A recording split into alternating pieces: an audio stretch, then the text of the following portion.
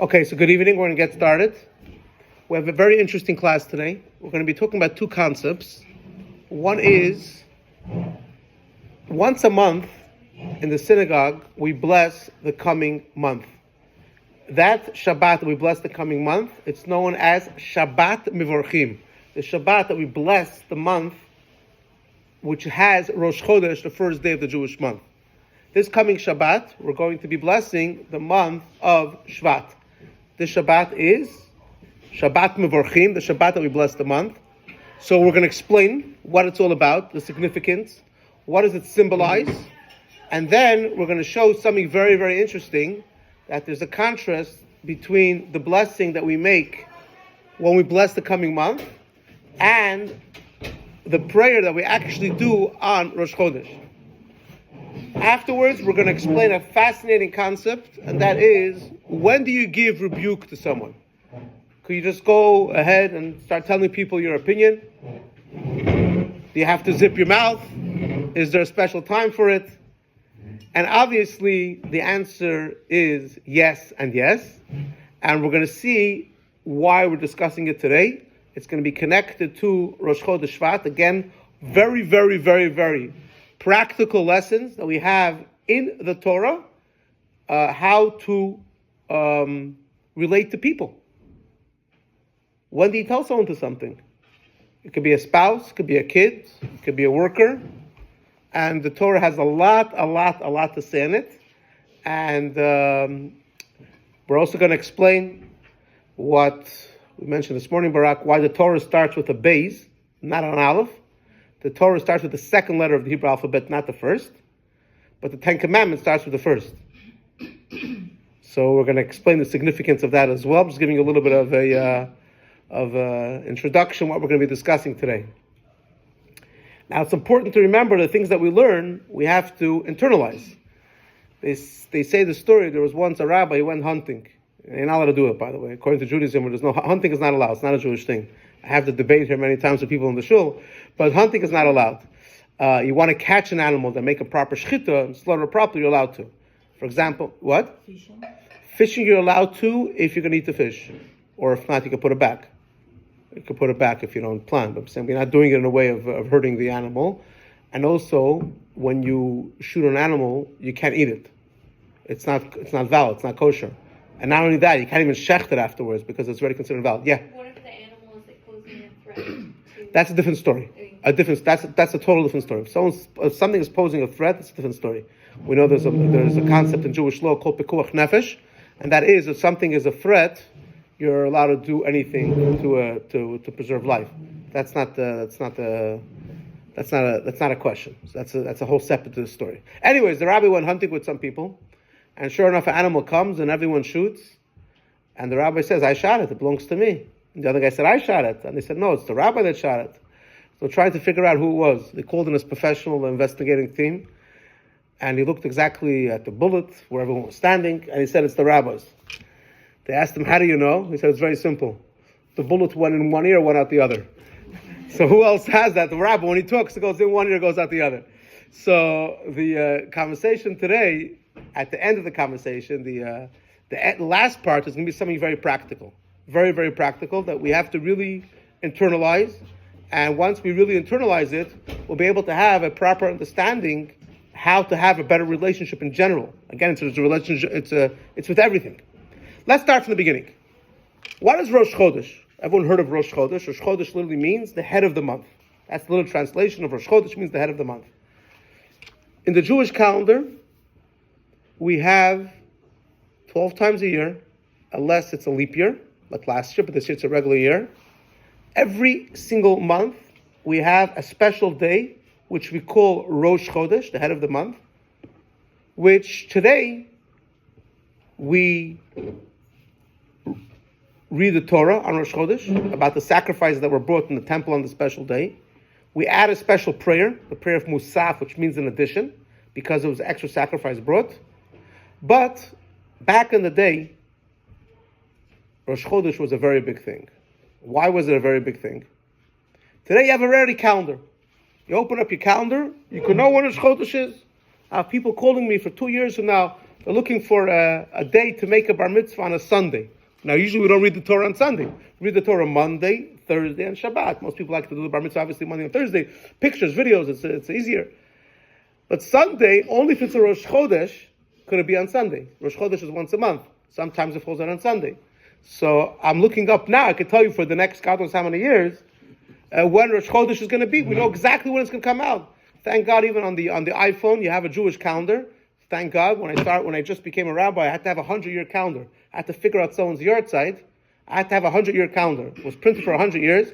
I had to go back to God knows how many years ago, figure out when the person's father passed away, or in a happy case, when the kid was born, what day it was.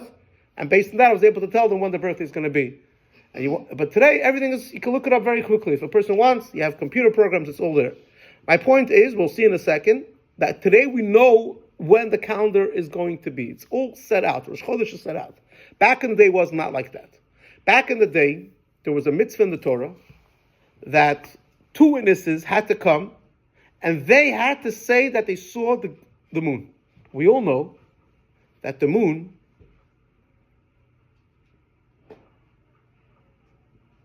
first it's nothing, you don't see it. Then it's a sliver. It gets bigger, bigger, bigger, bigger till it becomes a full moon. And then the moon goes down until you don't see it anymore. That's the reality of life.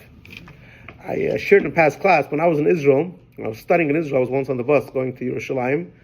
And it's before everyone had the cell phones. Back in the day, many people who grew up in Israel, you know, on the hour, the whole bus becomes quiet, and they put on Reshet Bet Kol Yisrael. HaChadashot Shel Hayom. You have to hope it's all good. God forbid no one was killed. But the whole bus becomes quiet, and later on everyone starts arguing what's going on. If anyone was in Israel back in the day, when it used to be. So that day, thank God, there was no major news. The major news was, should they write on every legal document the Jewish day? Meaning to say, today was the 23rd day of Tevis, and today was January 20, what's today's date? January 23rd. So should they write, besides writing the regular date, the month, and the what day it is, should they also write the Jewish date? Now, I don't know what the law, how the law was passed or not, but it was very interesting because the reporter went to interview different Chavri Knesset, different members of the Knesset. So he went to non-religious member Knesset. He asked them that they know which month it is. They had no clue. Which day? Approximately, they had no clue. They went to some very religious Chavri Knesset. They asked them if they know which month and year, and some of them didn't know either. It was very, very funny. But one Chavri Knesset, I'll never forget, is Benny Begin. I think he's the son of Menachem Begin, or nephew of Menachem Begin. Anyways, he said it must be around the 15th day of the month. The guy goes, "You're right, it's the 16th. How did you know? How do you know? You're not a religious man." He says, "What do you mean? Last night when I walked out of my house, I saw a full moon." So he was a learned man. If you go outside and you see a full moon, you know it's around the 15th day. 15 days when it's full. 14th, it's almost 15 days, 16, and then it gets smaller, smaller, smaller, till it disappears. If it's a clear night tonight, you'll see, tonight's the 23rd, it's not full, it's starting to get smaller. As the month goes on, it gets smaller and smaller and smaller till it disappears. Now listen carefully. In the times of the Bet HaMikdash, it's the first mitzvah actually the Jewish people were given in the Torah. We're going to learn about it next week. The rabbis were extremely learned. Not just in Torah, but in science. They knew to the T when was the earliest time that there was a possibility that the moon should be seen. One of the most difficult laws to learn today is in the laws of Rambam, Maimonides, Hilchos Kiddush HaChodesh, the laws of sanctification of the moon. And he goes through calculations upon calculations. Even if you know science well, you could lose it. And there's always special rabbis that specialize in this, and they try to break down the class in a way that it could be understood for all. And he gives the exact calculation from when there was the first time of the moon, and so on and so forth. That he gives exact calculation. This is before there was computers, before there was anything else, to know when is the earliest time that you could see the glimpse of the moon. So if your rabbi was part of the Sanhedrin, the big body of rabbis, 71 people, besides knowing the Torah, they really had to know these laws very, very well. Now, how many days was it possible for them to see the new moon? All right, let's go back a second. How many days? No, sorry. When was it possible to see the glimpse of the first moon? The answer is as following. How many days is there in a month, according to the lunar calendar? 30. Okay, anyone else?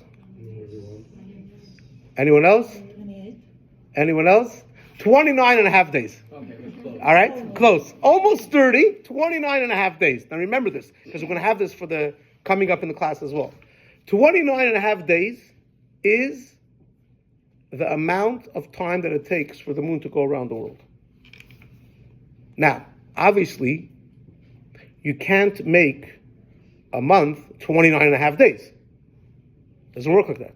You can't make a half a day. So in the Jewish calendar, you have either 29 days or 30 days. Now, how did it work back in the day?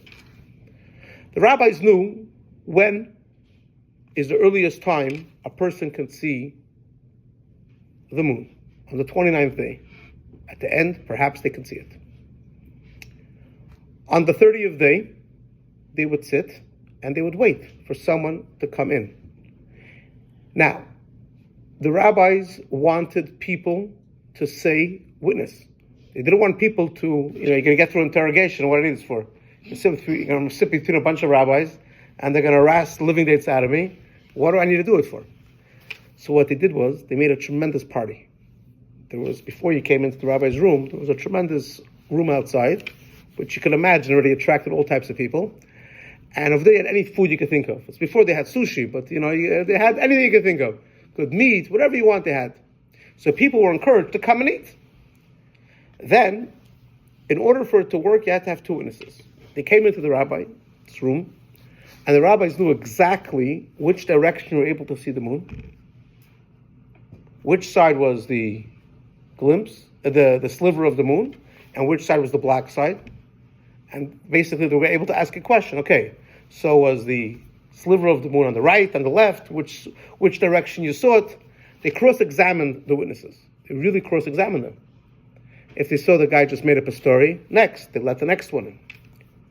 Once they found two witnesses saying that we actually saw the moon and where it was, the rabbis would say, Mekudesh, Mekudesh, which means to say it's sanctified, sanctified, and it's Rosh Chodesh.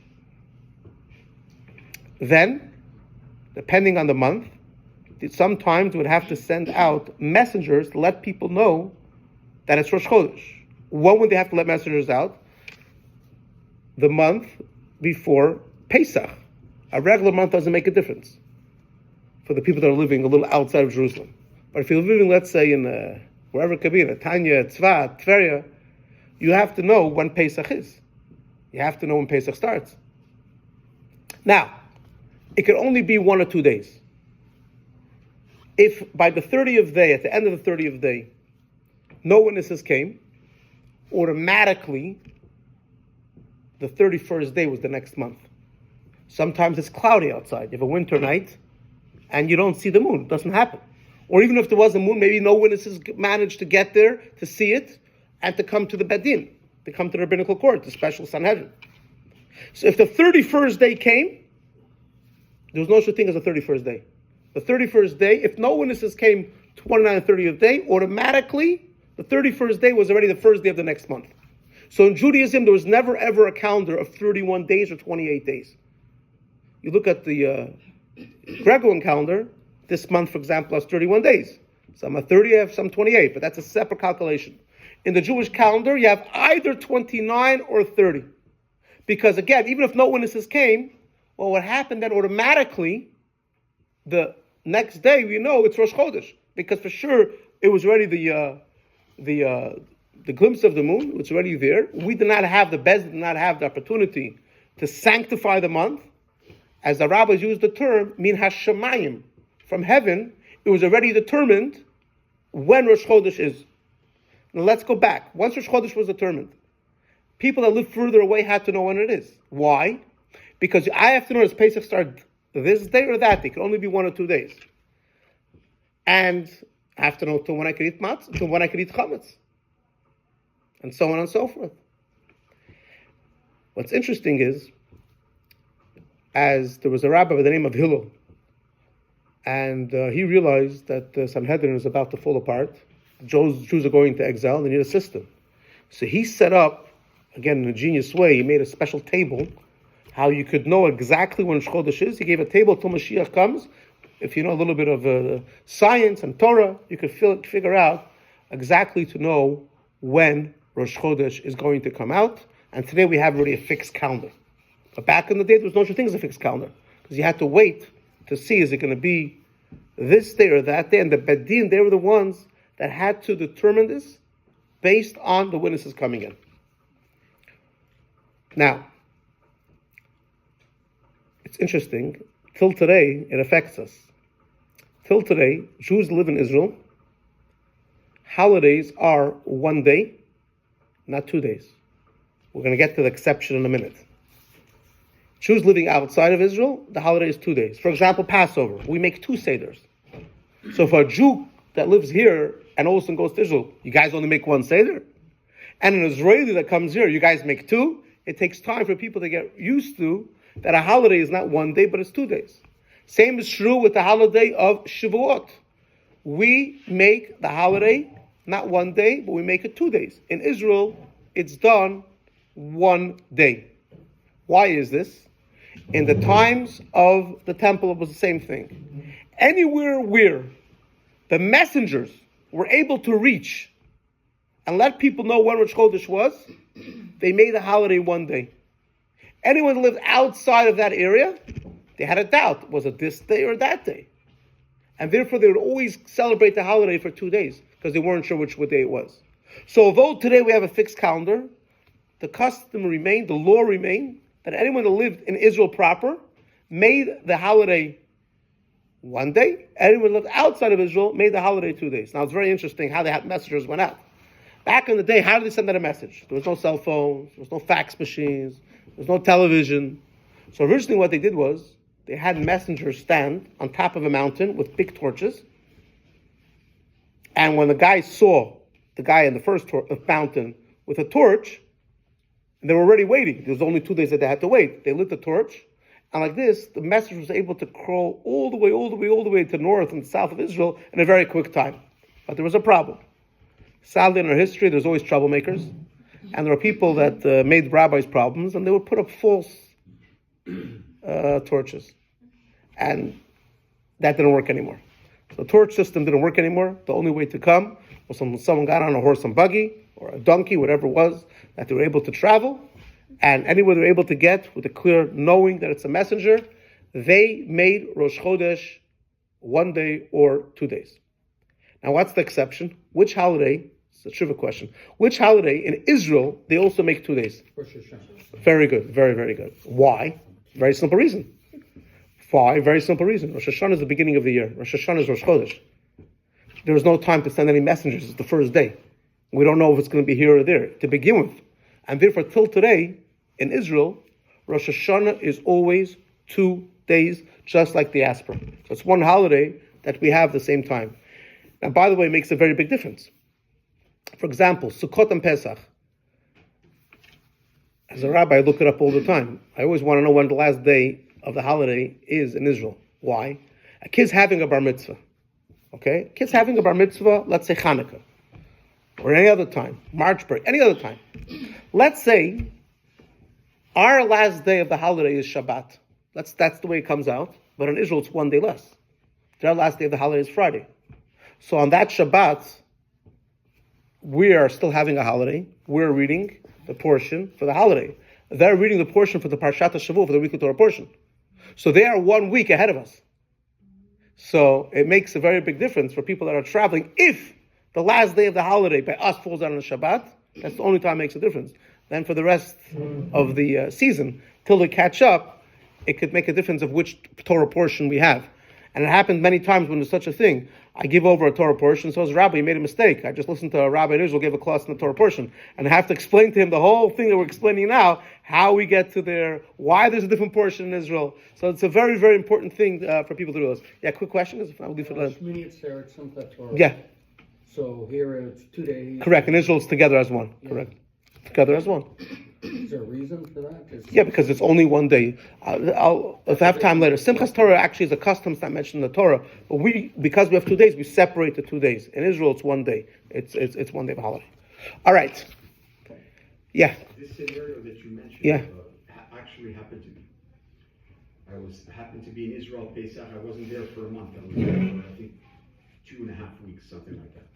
When I went to Shul Shabbat, just before, obviously, they opened the Echad in order to do the parasha, they made an announcement. For anybody that's visiting, Yeah, there's a separate. you go across the street Yeah. and you read so-and-so parasha. And for the locals who stay here. So I grew up in New York, in Crown Heights, in 770. People come from all over the world. So every time it happened, there was always in the back of the shul, there was a Torah reading for the people that came from Israel. It was like a given. It was like, and there was enough of minyan, obviously, because there's so many people that come there all the time. So whenever this happens, when it happens, such a thing, it comes, they have to announce there's different Torah portion readings in different places. But at any rate, based on all this, we can understand how this happens. And again, it's applicable till today, but I want to give you the back end of it to understand. All right, which brings us to why we said to take out a siddur. Let's open up the siddur to the prayer when we actually bless the coming month. Again, we're going to be doing this Shabbat. It's a practical, it's a very, very practical class. We're going to see something fascinating.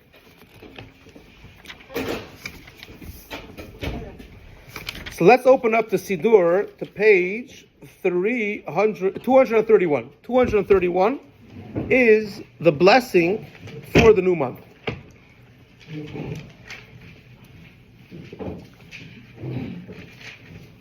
Now, why do we bless the new month? We're not making the month. The month is already blessed. Be thanking Hashem for it. Okay, very good. But it's not Rosh Chodesh yet. We're just announcing on Shabbat when Rosh Chodesh is going to be. What did you say, Maya? What did you say? Asking for a good month. We are obviously there's blessings and we're asking for a good month, which we're going to show in a second. I'm going to show you something interesting. But yeah. Maybe just a practical reason. Back in Israel, everybody would go to shul on Shabbat. That's when everybody would go, so everybody would know it's Rosh Chodesh. Okay, but not always. Let's say Rosh Chodesh. Let's say this week Rosh Chodesh is going to be on Wednesday. On back in the day, they didn't yet know when Rosh Chodesh was going to be. Right? We don't know when it's going to be. It could be 29 days and 30 days. Now, I want to stop for a second. The month that's only 29 days is known as a month which is called a chaser. It's missing. A month that has a full month of 30 days is called malay. So there's a chaser and a malay. A month that has only 29 days is considered a chaser. If the witnesses came in before the 30th day, automatically that month that just passed was 29 days. If they came in later and it finished, then the month automatically was a month of 30 days. Now, by the way, one practical thing that comes up all the time, many people say Tilim, the way it's split according to the month. If you ever open up a book of Psalms, there's different ways how it's split. It's split according to the week, and it's split, you finish it once a week, and our custom is the way it's split according to the month. Now, a month, like we said, has 30 days. So what do we do if the month has only 29 days, not 30? And the answer is, we go ahead and we read on the 29th day the Tehillim for the 29th and the 30th day. That's just on a side note. Now, let's go back to here, 231, page 231. You're going to come to Shul this Shabbat, and every single Shabbat that we bless that there's a Rosh Chodesh coming up in the week. What do we say? We come, we make a blessing, we'll go through it together in a second. We announce the day of Rosh Chodesh, which month it's going to be and which week it's going to be, and then we're going to give the blessings. We're going to go through it together. Again, 231 bottom, the highlighted part. You asked us a question, but Yeah. you didn't tell us the answer. I'm going to get to it in a second. Now, more than that, when you come to shul, we always announce to the T the earliest time, not the earliest time, the exact time that the moon is visible in Israel. It's always the same time. The question is, how can it be the same time? If I'm in New York and you're in California, there's a time difference. And the answer is the time that we're saying is the way it's in Yerushalayim. We announced the time that the moon is going to be seen. It's called the Moiled. When is the actual time that the moon's going to come out? The glimpse of the moon, even though you don't see it. We announce the day, the hour, the minute, and then the chalakim. It's more than a second. It's when I said before, it's broken down to the split of a second. We announce it. For those that know a little bit of the science of it, know exactly when it is. So why do we announce it? Today we have a set calendar. So our rabbis tell us, it's brought down something fascinating, and that is the fact that we announce it is to resemble and to remind us how it was back in the day when the Bedouin got together, when people got together, and they announced that this is when it's going to be Rosh Chodesh. Rosh Chodesh is now. So although we do not have the temple anymore, the blessing of the month is not Rosh Chodesh. We're blessing, we're going to say, well, let's go through the prayer together. Let's go through it together. Mish, what do we say? So first we announce when is going to be the glimpse of the moon that could be seen in Israel. And then we say, Misha Asim Slavasenu, whoever made miracles to our fathers. And he redeemed them from slavery to freedom. Who Yigal son of Bekarav, may he redeem us quickly in our days. And may God gather our dispersed people from the four corners of the earth. Chavedim kol Yisrael, uniting all of the Jewish people, all of Israel.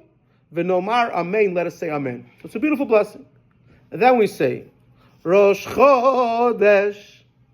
We say Rosh Chodesh, we say the name. For example, this Shabbat we're going to say Shvat.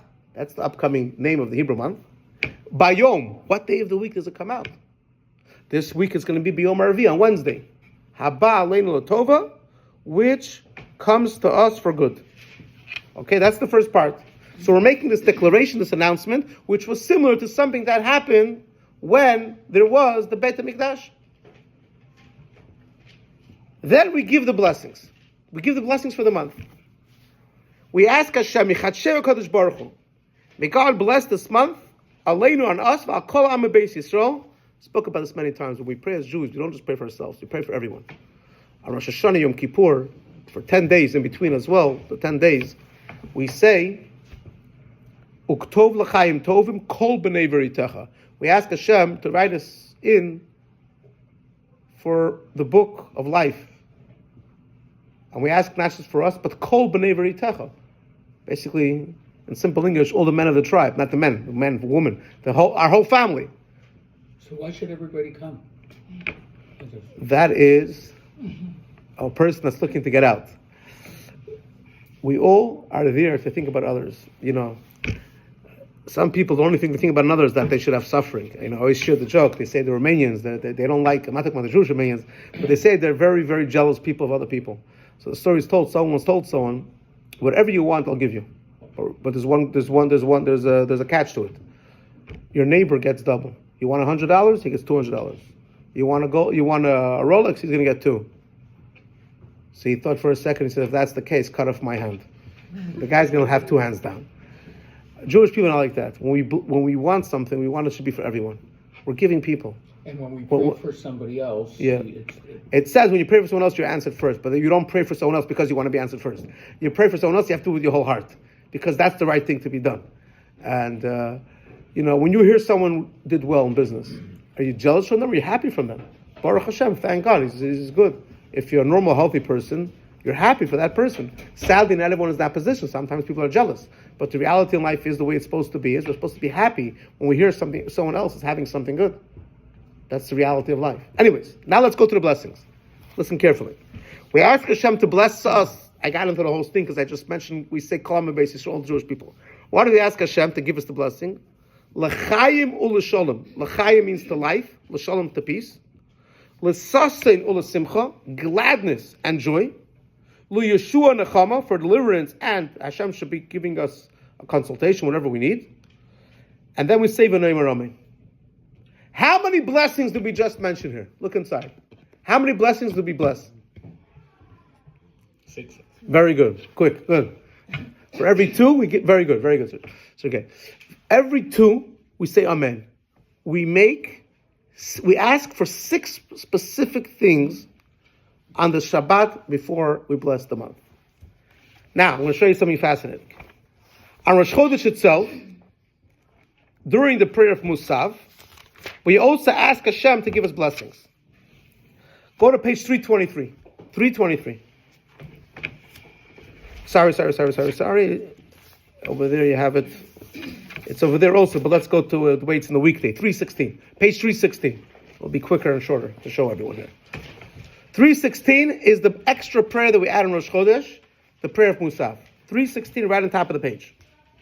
All right. What do we say? Elokeinu v'elokei Aviseinu. God and God of our fathers. Chadesh aleinu sachedesh hazeh. We ask Hashem to renew us this month. Now get ready. L'tova v'livracha, for good and for blessings. L'sasonu l'simcha, for gladness and for joy. L'yeshua l'nechama. This should sound familiar because we just said these blessings when we bless the month. So again, for Yeshua, for a deliverance, on l'chama, should be comfort whatever we need.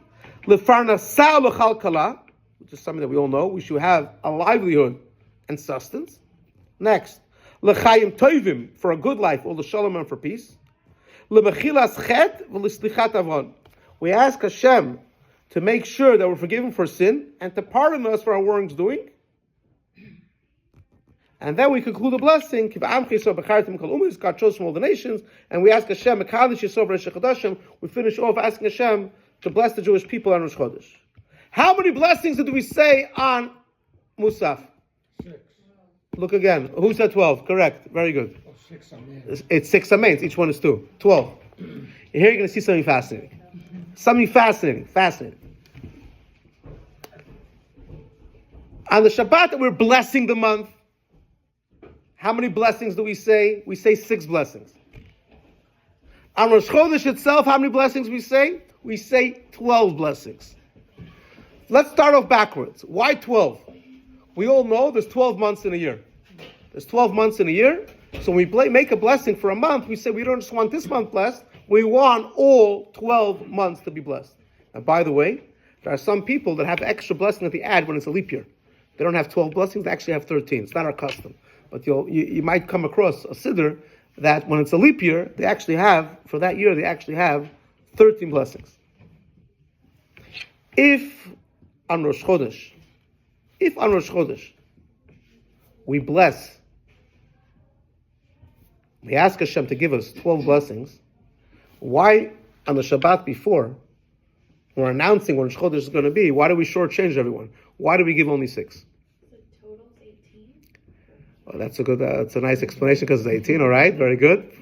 But I'll give you a very interesting explanation. That is as following. Remember, how many days are there in a month? If you want to go exactly how many days are there in a month? 29 and a half. The way it's now as well, how many days are 30 and how many days are 29? It's basically right down the middle.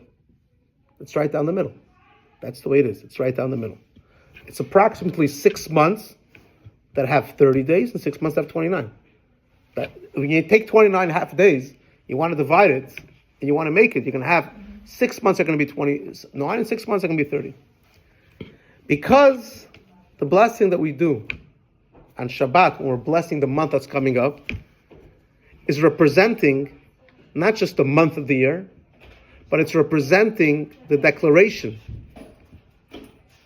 that was made by the Beit Din, by the Sanhedrin, when they said it's Makudish, when they said this is how many days there's going to be in a month.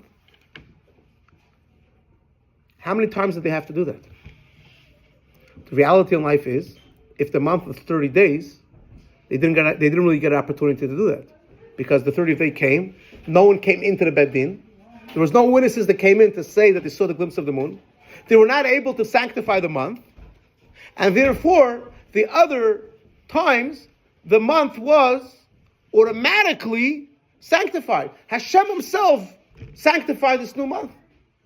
So how many times a year did it come out that the Beit Din, the rabbinical court, actually had to declare it is Rosh Chodesh? It ended up being only 6 times a year. Why? Because the other days was automatically. It was 30 days. If no one came in, automatically they said it's Rosh Chodesh because it was a given. They weren't able to do it. So because the prayer that we do on Shabbat is there to talk about not just Rosh Chodesh, but to talk about how the Sanhedrin, how the group of rabbis, they were the ones that made Rosh Chodesh. Since they only did it around 6 times a year, therefore the blessings that we have is only 6 blessings corresponding to that. And the prayer that we say on Rosh Chodesh, obviously there's 12 times a year that you have Rosh Chodesh. And therefore there's 12 blessings. So it's an unbelievable insight into the blessing of the month, the blessing that we actually say on Rosh Chodesh, and nothing happens by chance. There's an exact reason why one has 6 blessings and one has 12. Which brings us to the second part of the class, and that is as following. Now we understand Rosh Chodesh is coming up. We know which month it is as well. The Torah tells us something unique about Rosh Chodesh Shvat. Remember, in the months of the year, the months start with Nisan. Nisan is the first month. Right? The month of Passover is known as month number 1. So which month is number 11? Nisan, Iyar, Sivan, Tammuz, Av, Elul, Tishrei, Cheshvan, Kislev, Tevis, Shvat. That's number 11. So the Torah tells us following. On the 11th month, on the first day of the month, which is Rosh Chodesh Shvat, which is this Wednesday, which is very short time before Moshe Rabbeinu passes away. The Torah tells us that Moses gave rebuke to the Jewish people right before he passes away. Again, Moses passes away on the 7th day of Adar. The Torah says on the 11th month, on the first day, in the 40th year when the Jews were in Egypt, which is very short, it's a very short time before Moshe Rabbeinu is about to pass away, he gives rebuke. And he reminds them about everything that happened. The golden calf, the sin of the spies. You name it, he mentions it to all of them. Sorry, what is rebuke? Rebuke is tochacha. Telling them they did this wrong, that wrong. He gives them rebuke. And tochacha in Hebrew. Lochich mishu. Rebuke. And the question is, why did he wait 40 years? He held it in his kishkis inside. You wish you had that self-control. He had something on his heart. 40 years, he's keeping it inside. One thing, a second thing, and he wants to let the Jewish people know what they did was wrong, and he wants to give it to them big time. But he keeps it inside quietly. Quietly, doesn't tell them. Before he passes away, all of a sudden he does it. So some say that a person should wait till before he passes away in order that if a guy sees him, he shouldn't get embarrassed. First of all, we don't know exactly when we're going to pass away, so it's not a good answer. But that's what some say. But a very powerful answer is as follows. Moses said, a very simple thing. Why do you give rebuke to a person? To feel good? To make that person feel bad? Why do you give rebuke? Anyone? Simply, why do you give rebuke? To get them to wisen Ego, okay. To get them to wisen To get them to wisen up, you get them to change. The real reason why a person should give rebuke, a real rebuke, is because you want the person to change. Sadly, people do it, like you said, because of ego. I feel I'm Mr. Mighty, I'm putting you down. Or I want to make you feel bad. Some people, sadly, that's what makes them feel good. To fix the mistake. Oh, to fix the mistake, correct. Now, who likes to get rebuke? No one. Let's be realistic. No one likes to be told off. I don't care who you are, and I don't care who it's coming from. You don't want to hear rebuke from your husband, you don't want to hear rebuke from your wife, you don't want to hear rebuke from your kids, you don't want to hear rebuke from your parents, you don't want to hear rebuke from a worker. People don't like to hear rebuke. But at the end of the day, we all know we need to hear rebuke. Because if you hear rebuke, it's going to stand you, it's going to put you in the right direction. What did Moshe Rabbeinu say? He said as following. I want my rebuke to have an effect. I'm not just giving rebukes just to put you down. I want the Jewish people to realize the mistakes that they made, and when they go into the land of Israel, not to repeat the mistakes. Learn about the mistakes that you made to take it forward. Moshe Rabbeinu said as following. If I'm going to go give the people rebuke, they're going to say, Moses, who are you to tell us what to do? What did you do for us? 40 years, we're traveling in the desert, we're not yet in Eretz Yisrael. What did you do for us? So Moshe said in his head, that's going to be a right complaint. What did Moshe do before he gave the Jewish people the rebuke? He conquered some of the toughest nations which were by the border of Israel where the Jewish people had to cross, right outside Israel. Moshe Rabbeinu himself went and fought those nations. There was a king by the name of Og Melech HaBashan. Everyone was scared to fight him. Moses himself endangered his life and killed him. And there's a fascinating story in the Talmud how it happened. It says he saw how big the camp of the Jewish people is. He saw a tremendous camp of the Jewish people. And he was a real big giant. He found a mountain that was the same size of the camp of the Jewish people. He uprooted the mountain. He picked up the mountain and he said, I'm going to drop it on top of the Jewish people. What God did was, Hashem made grasshoppers get into this massive mountain and made a hole, and it ended up around his head. And now he's about to choke. And he tried to take it off. Hashem made his teeth go out, so the mountain wasn't able to move. Now he has this tremendous mountain sitting on top of his head. At that time, Moshe Rabbeinu took an axe, jumped, hit him, and killed him. After Moshe Rabbeinu did this, you could imagine what kind of crazy giant this man was. After Moshe Rabbeinu did this and got them through a number of countries, I shouldn't say countries, but a number of nations of people that were on the border where they had to get to Israel, Moshe Rabbeinu says, now that I did so much for the Jewish people, and they saw what I did to them, now I can give them rebuke. It's a very powerful thing. What do we learn from this? We all know that each and every one of us has within us a spark of Moses. And before I go further, I'm going to answer one of the questions that I asked before. Which letter of the alphabet does the Torah start with? A bet. Our rabbis tell us before God created the world, all the letters, all the 22 letters of the Hebrew alphabet came before Hashem, and they said, I want the Torah to start with me. And Hashem chose the letter base. There's probably 100 reasons why Hashem started with the letter Bet, not Aleph. I'm not going to go through a whole class, not just one explanation. We know, it says, one of the reasons is, Hashem says, Aleph has in it the word curse. The way you say a curse in Hebrew is arur. And therefore Hashem said, Aleph is not good. Bey stands for bracha. Bey stands for blessing. Let the Torah start with a blessing. Now, truth be told, for every single letter, you can find something good and something bad. So there are many interpretations as to why it starts with the letter second, which I'm not going to go through right now. Many interpretations. I'll just share one very briefly. And that is, before a person comes to study the Torah, they have to recognize there's someone that gave the Torah. That's what the Aleph symbolizes. You're starting from the second, means to say the foundation has to be what you're studying is godly. But that's not what I want to discuss now.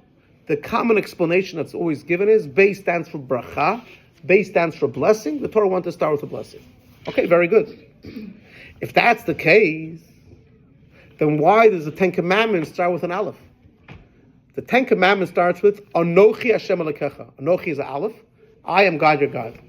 Why does the Torah start with an Aleph, not with a Bet? And one of the explanations is God said, I started off with a bracha. The beginning of the Torah talks about a blessing and things that Hashem did for the people. Now I can start off with commandments. Anochi Hashem Elokecha. You have to believe in one God. You can't believe in another God. Serious stuff. A similar concept we just spoke about. So based on this, it says, Moses learned from God. He said, first, let me give them a bracha, let me give them a blessing, let me do something for them. Only after I do something for them, I'll give them rebuke. My dear friends, this lesson is so powerful. You see someone, you don't know the guy, you never did anything good for him. Who do you think you are to start giving the person rebuke? Again, why are you giving rebuke? You want to do it for your own ego? At least convince yourself you know what you're doing is wrong. I'm doing it for my own ego. But if you're honest with yourself, and I want to give rebuke because I want to change that person, then I have to make sure that it's coming from a place of love. When a person knows that you care for them, and you went out of your way to help them, and you tell them something, they're going to listen. Quicker. It's not easy. I'm not going to say it's easy. No one likes rebuke. But who are you going to listen to more? Someone that never did anything for you in your life, and all of a sudden comes telling you out, you're this, you're that. Or someone that helped you once, twice. told you a nice word, did something for you. What's going to happen then? You're going to listen a lot. You're going to be a lot more interested to actually listen. This lesson is such a practical lesson. And, they always say, they say, for example, a lady, she wants her husband to do something. The guy comes into the house after long days of work, and she starts giving him a whole speech. What do you think is going to happen? He's going to give it back to her, and it's going to be, they say in Hebrew, La Yehudim. It's going to be happy in that house. Happy in the wrong way. They say the joke. There was a guy who told his wife, in the beginning, when we started dating, you were very shy. I did the talking, and you did the listening. Then we got married, and you did the talking, and I did the listening. Since now we're married for 10 years, we both do the screaming, and the neighbors do the listening. So, if you want it to be in such a way, God forbid, don't do anything for your husband. Don't do anything for your wife. You have to be very careful. It's a two-way street. And just tell them something. They're not going to listen. A smart Jewish wife knows. She takes her husband out. They go eat in the house of the out. She does something for him. After he's calm, after that, she tells him what she wants. I'm not going to say 100% you're going to get what you want. But at least there's a much bigger chance. Learn from Moshe Rabbeinu. You want your kid to do something. Do something for your kid. You didn't want to do something for your kid. You took him somewhere. You did something for a kid. After you gave the kid a good time, once, twice, 3 times, the kid says you really like them. When you give them a rebuke in a nice way, they're much more interested to listen what they're saying. Again, no one likes rebuke. But when you did something, a favor for a person, you'll be able to have an impact much greater than a stranger. You can't go over to a person. You want to bring a person, for example, close to Torah mitzvot. You can't go over and start telling them who knows what. Who are you? Get friendly with the person. Let the person see that you really care for them. Really genuine care for them. And even then, not always you're going to have the ability to do it. You have to also know, is the person ready or not? But it's like that in anything in life. If you're going to be nice to another person, you're going to do a favor for another person, the chance that the rebuke is going to be accepted is much greater than if you go over to the person out of the blue and start telling him something. So this is especially applicable to this coming week, this coming Wednesday, the Shabbat. We're blessing the month of Rosh Chodesh Shvat. On Rosh Chodesh Shvat, the first day of Shvat, before Moshe Rabbeinu passed away, that's when the Torah records the exact day and year. What is the Torah is the time. The timing is a very, very, very important thing. Let us know when he did it. And it was after he did so much for the Jewish people. And I believe that if we take this lesson, any relationship that we want to have will be a much more meaningful relationship. When a person recognizes that before they could go ahead and tell someone something, they must think 3 times to themselves, is this person feel close to me? Did I do anything for this person? If I didn't, who gives you a right to say something? You want to have an effect on the person? If you're never nice to this person, and again, giving something doesn't mean you have to take the person out, you know what I mean, if it's a stranger, but you're meeting this guy for the first time, or second time, third time, you never had a proper relationship with this person. You're never nice to this person. You never show the person love. You didn't tell the person good morning, good afternoon, you never had a conversation with the person, all of a sudden you're starting telling them, think for yourself. Think for yourself. Think if it was the other way around. Now, by the way, when it comes to yourself, our rabbis tell us, it says you're supposed to like rebuke, because that's going to put you in the right place. When a person, they always say constructive criticism. Meaning to say, you can't just give a person criticism without what do you want me to do with it. When you give a person concrete things, what a person should do, it's going to have an impact because the guy's going to know how to do it. But at the same time, you have to think for yourself, who would you listen to closer, faster? A stranger off the street? Someone that just gives you a headache all the time? As soon as the person opens the mouth, you right away. We said the opening joke, it goes in one ear, goes right out the other. I'm not even listening to what the person's saying. When you know that the person cares for you, it could be a parent, it could be a sibling, a real friend. When someone tells you something that really, I know for myself, and think for yourself, people that told you things in the past, when you know the person really cared, and the person told it to you in a nice way, in a calm way, not in public, and you know that they're genuinely clear for you, you're not going to blow up when they tell you something. You're going to listen, and you're going to, at the end of the day, most likely even thank them for pointing out these things. If you're a mensch, if you're honest with yourself, and we all want to become better, when someone tells you something in a genuine way, in a real way, and we listen to it, if you're a real mensch, not only you won't get upset, but you're going to thank the person because you know the person really cares for you. That's reality of life. So I know it's easier said than done, but I strongly believe that if we take this practical lesson that we have in the Torah, the things that we want to get accomplished through a communication with a person will have a much greater success, and people that want to have a proper relationship, by just thinking about this, will be able to have the proper